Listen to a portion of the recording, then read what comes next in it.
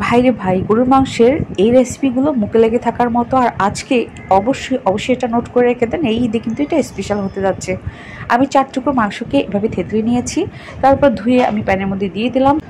উপকরণগুলোকে আমি নোট করে দিয়ে দিব। তারপর আমি বলে দিচ্ছি, আমি লাল মরিচের গুঁড়া, হলুদ গুঁড়া, ধনিয়া গুঁড়া, আদা বাটা, রসুন বাটা, পেঁয়াজ কুচি, আস্ত রসুন 3টা, তেল দিয়ে দিলাম আর 1 গ্লাস পানি দিয়ে দিলাম, লবণ স্বাদ মতো দিয়ে দিয়েছি। তারপর ঢাকনা দিয়ে ঢেকে দিব 15 থেকে 20 মিনিটের জন্য সেদ্ধ হওয়ার জন্য।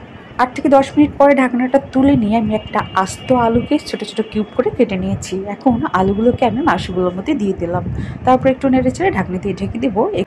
কিছুক্ষণ পর ঢাকনাটা তুলে মাংসগুলোকে কষিয়ে নেব। এখন নামিয়ে নিচ্ছি। অন্য একটা প্যানে আস্ত রসুন, শুকনো মরিচ আর পেঁয়াজ কুচিগুলোকে ভেজে নিয়েছি, তারপর মাংসগুলোকে দিয়ে দিব। 10 মিনিটের জন্য এগুলোকে ভালো করে ভুনিয়ে নিতে হবে। অবশ্যই চুলার হিটটা লো হিটে রাখতে হবে। আমাদের রান্নাটা কিন্তু শেষের দিকে, আর এটার কালারটা দেখে কিন্তু বোঝা যাচ্ছে যে এটা খেতে কতটা টেস্টি হয়েছে। আমি এখন আরেকটু নেড়ে ছেড়ে চুলাটাকে অফ করে দিব। তারপর গরম গরম ভাতের সাথে এটা খেয়ে দেখিয়ে দিচ্ছি। ঈদে গরুর মাংস খেতে কিন্তু আমাদের একঘেয়েমি লাগে, আর তবে এভাবে একটু ভিন্নভাবে যদি গরুর মাংসগুলোকে রান্না করা হয় তাহলে কিন্তু রুচিটাও ঠিক থাকে আর ঈদটাও অনেক স্পেশাল হয়।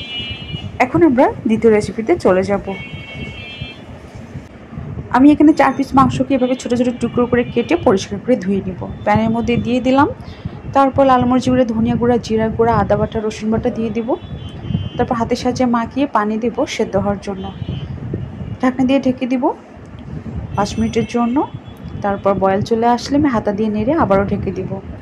কিছুক্ষণ পরে ঢাকনাটা তুলে নিলাম, ঝোল কমে এসেছে। আর এখন আমি নেড়ে ছেড়ে এটা বন্ধ করে দিব, সাইডে রেখে দিব।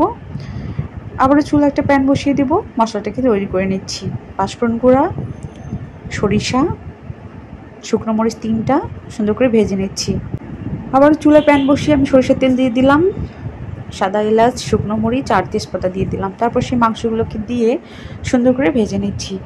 আস্ত রসুন কয়েকটা দিয়ে দিলাম, সবগুলোকে একসঙ্গে নেড়ে নিচ্ছি। চুলা হিটটা লো হিটে আছে। আর এদিকে মশলাটাকে বেটে নেব। মশলাগুলোকে বেটে নিয়েছি আর এখন আমি মাংসগুলোর মধ্যে দিয়ে দিচ্ছি। তারপর সবগুলোকে একসঙ্গে মিশিয়ে নেব।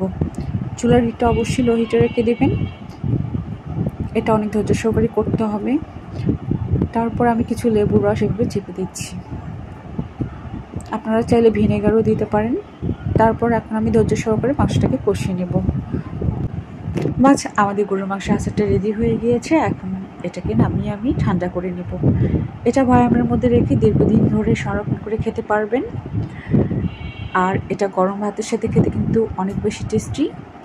কেমন লাগলো আজকের এই 2 রেসিপি অবশ্যই কমেন্ট করে জানাবেন। আর আমাদের ভিডিওগুলো ভালো লাগে চ্যানেলটি সাবস্ক্রাইব